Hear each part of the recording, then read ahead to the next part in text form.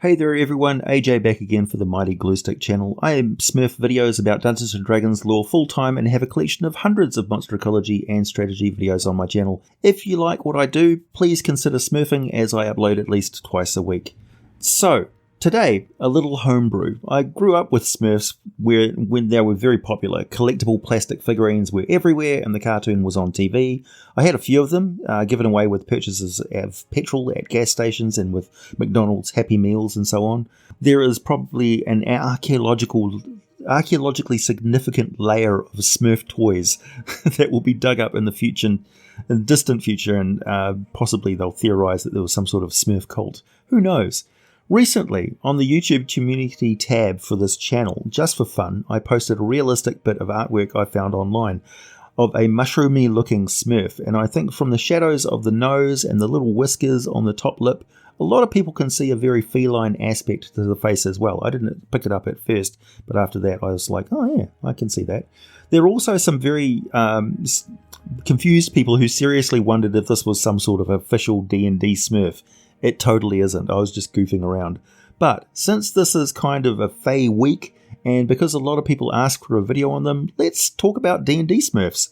So here we have a sheet with the stats for a swarm of Smurfs.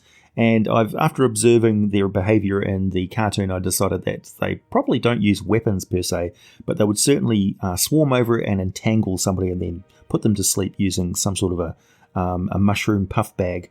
I took aspects of 3 different creatures to create a usable Smurf listing for a D&D encounter based on what they do in the cartoons, and threw in some theoretical stuff based on what I know about the Feywild and what we see in that image. So taking the base stats of a swarm of cranium rats, the spider web of a giant spider to represent the ropes, and a sleep poison of drow hand crossbow darts that I used to represent the spores, bags of spores that they could use. I came up with a swarm of Smurfs.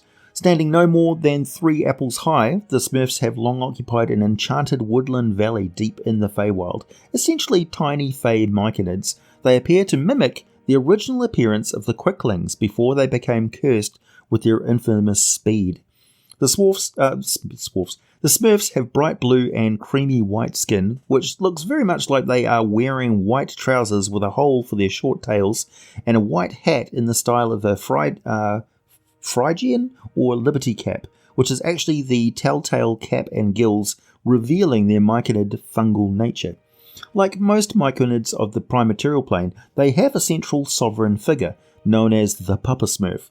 This figure is about the same size as any of the other Smurfs, but appears to have red trousers and cap. The Papa Smurf has an extensive knowledge of enchantment and alchemical magic. The Smurfs occupy a small village of hollowed-out mushroom houses, clustered and located a short distance from a small timber dam that reduces the flow of a valley river to a sedate winding stream. Like most myconids, they enjoy a wide range of nutrition in the form of fish, fruit and vegetables, insects, and they even bake pastries, cakes and the like, very typical of the Fey folk. Adjoining this Fey valley, through a forest notoriously difficult to navigate, even by magical means, is a nondescript prime material world, home to the somewhat obsessive and rather destitute wizard named Gargamel, godson to a much more powerful and prosperous sorcerer named Balthazar. Gargamel has a cat familiar named Azrael, who is almost able to speak and certainly much more intelligent than your typical cat. Other humans of that realm all seem to be a little bit twisted, such as the evil witch Hogatha. Gargamel is a classic misanthrope, hating pretty much everyone, believing that all of his problems will be solved if he can only catch the Smurfs and use his magical alchemy to turn them into solid gold. He also is occasionally starving and wants to catch a Smurf just so he can eat them. But he also has vowed to destroy the Smurfs, thanks to them continually thwarting and embarrassing him. The Smurfs do seem to be creatures of magic. Papa Smurf at one point used his ritual magic to transform an evil duplicate made from enchanted clay by Gargamel named Smurfette into a real Smurf with a good heart. This is actually a very powerful feat of magic, but essentially turning a clay golem simulacrum into a real person, from both the evil wizard and the Papa Smurf. The village of the Smurfs is protected by a fey magic like a mythal, so that even if stumbled across, the moment one travels away from it, the way back is wiped from memory, which is what leads me to think that this is definitely a fey realm, though any Smurf can always find their way through the forest quite easily. If I were to include the Smurfs in a D&D campaign as some sort of an interesting side quest, I would have them show up through some sort of a fey incursion into the campaign setting during the course of some other adventure, an unplanned sort of event that the characters stumble across. The player characters might even stumble into the enchanted forest entirely by accident, as Gargamel is prone to do on occasion, or be approached by an enchanted animal messenger who begs the adventurers help in return for great rewards of finely cut precious jewels. Please help us, our village is threatened by this horrible person. The adventurers learn that a harmless and peaceful fey village of these little Myconid folks is being threatened by another realm that the forest is connected to, and there are other secret paths through this forest to many other realms, other worlds, perhaps even a means to cross vast distances within their own realm in a single day or night of travel on the character's own world.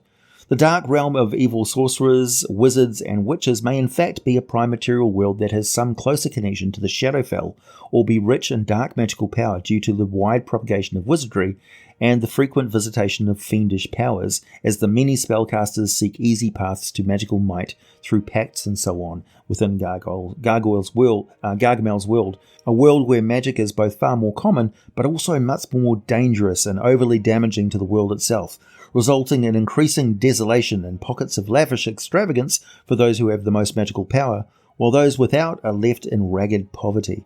One such wretch is the wizard Gargamel, who can't grow any crops or anything like that, so he's quite often left starving. I suggest using the stats for the challenge rating 5 Transmuter or Enchanter from Volo's Guide to Monsters, and upgrade his familiar Azrael from Cat to a challenge rating 3 Displacer Beast.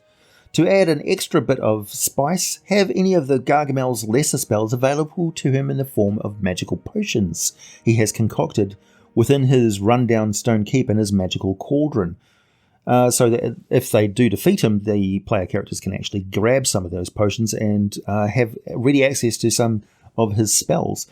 The Smurfs are not actually very wealthy in terms of precious metals and certainly not in finely cut jewels, but they are willing to pay the adventurers with a banquet and dancing around with them around the village circle. The Papa Smurf may have also share some of his magical secrets, teaching a new spell or ritual, and may reveal a path through the forest to another realm or another place within their own realm within that forest. If the player characters do not accept anything but the precious gems they were promised, the Smurfs will either reveal a path to another wizard's lair, such as the more powerful sorcerer Balthazar, who lives within the real castle, stocked full of traps, a magma moat, and home to an actual pet dragon of the non-intelligent, fire-breathing variety native to that realm. Balthazar does indeed have ruby-encrusted drinking goblets of fine gold, loads of rings and amulets and necklaces and such, but will prove to be a formidable opponent. Going against the Smurfs themselves is where you would employ the swarm of Smurfs, as they would attempt to capture and then knock out the player characters, depositing them somewhere outside the forest, dragging them for a day and night to basically boot them out of their realm. Whereupon, upon going back into the forest, the adventurers would never find their village again. I hope that perhaps inspired a little bit of inspiration to smurf up your adventures. It was a fun little exercise for me, coming up with swarms of Smurfs and how they would work as a little side quest. There's a link to the Smurf stat block in the description under the video. Feel free to share and enjoy, modify and improve it as you see fit. I use the home brewery tool that you can find online to create the more realistic looking stat listing there. And all credit to the artist and, of course, the wonderful cartoon that saw me through my childhood, along with things like the gummy bears and other sort of things like that. Please hit the like button if you made it this far. Subscribe if you like what I do. Check out my Patreon for some exclusive content and all the full scripts for these videos. Buy some merchandise, wear your geek with pride, and as always, thanks for listening, and I'll be back with more for you very soon.